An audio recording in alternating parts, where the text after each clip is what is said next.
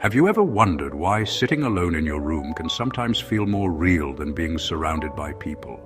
Why your mind comes alive in stillness? Why ideas appear out of nowhere? Why does your deepest clarity arrive only when the world goes quiet? It's strange, isn't it? You're not strange. You're not broken. You're built for depth. Your brain is telling you a story, and today, we're going to decode it. Most people assume that energy comes from being out in the world. People who love staying at home often have brains that are unusually good at connecting past experiences, present emotions, and future possibilities into one clear inner picture. Many people who prefer staying home aren't avoiding life. They simply have a brain that processes more internally.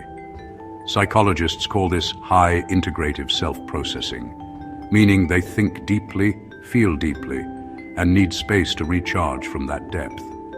Crowded environments flood their nervous system with noise, expressions, moods, and social cues all at once, which is simply too much input for a deeply tuned brain.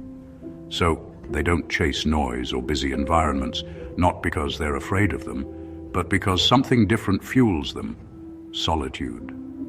In silence, their senses sharpen, their thoughts deepen, their creativity expands, and they don't need constant stimulation to feel alive. Their inner world provides more than enough. Some people run outward for meaning. Homebodies turn inward. And what they find there is often more profound than anything the external world can offer. Inside them is an active internal world, full of imagination, memory, emotion, and reflection. They replay conversations in detail. They analyze patterns in people's behavior. They make connections others overlook. Not because they're overthinking, but because their mind naturally works in layers. And this inner richness isn't a flaw, it's a psychological strength. In a quiet room, their brain wakes up, not the part used for tasks and chores, but something deeper, the default mode network. It's the system responsible for imagination, introspection, self-awareness, and creativity. And neuroscientists discovered something astonishing. This network uses 60 to 80% of the brain's total energy, often more than when you're actively working. So when a homebody sits quietly doing nothing, their brain is actually doing almost everything. It's writing stories, solving problems, replaying life, processing emotions, and building insights that can't be formed in chaos. Silence isn't empty for them. Silence is work. Silence is creation. To the outside world, homebodies look calm, but inside, they are deeply connected to themselves, a trait psychologists call high internal self-presence. It means you feel your inner world clearly, you sense your emotions accurately, and you have a strong relationship with your own thoughts.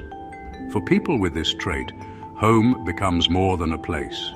It becomes a sanctuary, a space where the mind can rest, reset, and regenerate. But the moment they step into the outside world, something different happens. They don't just see a room. They sense the atmosphere. They pick up micro-expressions. They notice tone shifts.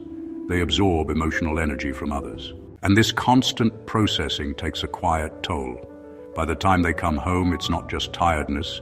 It's a real physiological exhaustion, because their cortisol levels, their stress hormone, have been elevated for hours, just from managing everything they sensed and absorbed.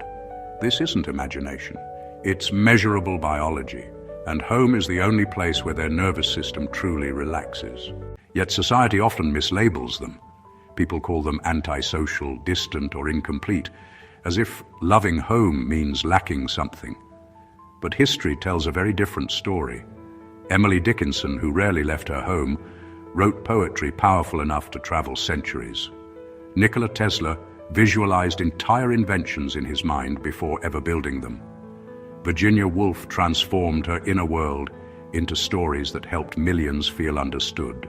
They weren't limited by solitude. They were nourished by it. Their quiet environments allowed their minds to do what the world couldn't see: create, understand, and transform. Homebodies aren't running away from life. They are tuning into it in a way most people never learn to. And if you look closely, you'll notice something else. Silence teaches skills chaos never can. It teaches you how to observe without reacting, how to feel without drowning, how to understand people not by what they say, but by what they mean.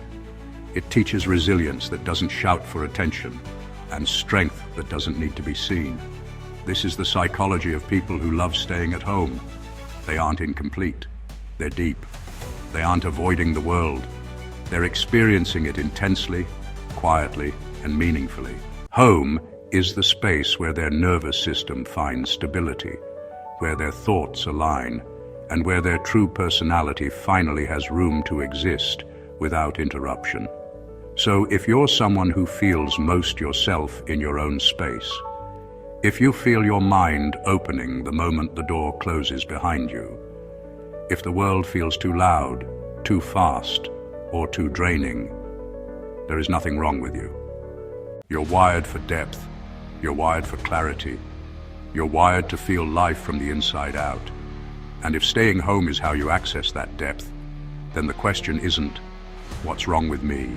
The real question is, what becomes possible when I stop fighting my wiring and start building a life that actually fits it? One quiet evening at a time, one moment of peace at a time, one breath in my own sanctuary at a time.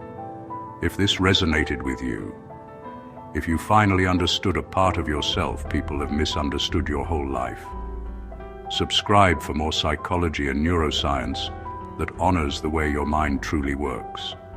Because your quiet moments aren't emptiness. They're depth, they're meaning. They're the place where the real you finally comes alive. And we're just getting started.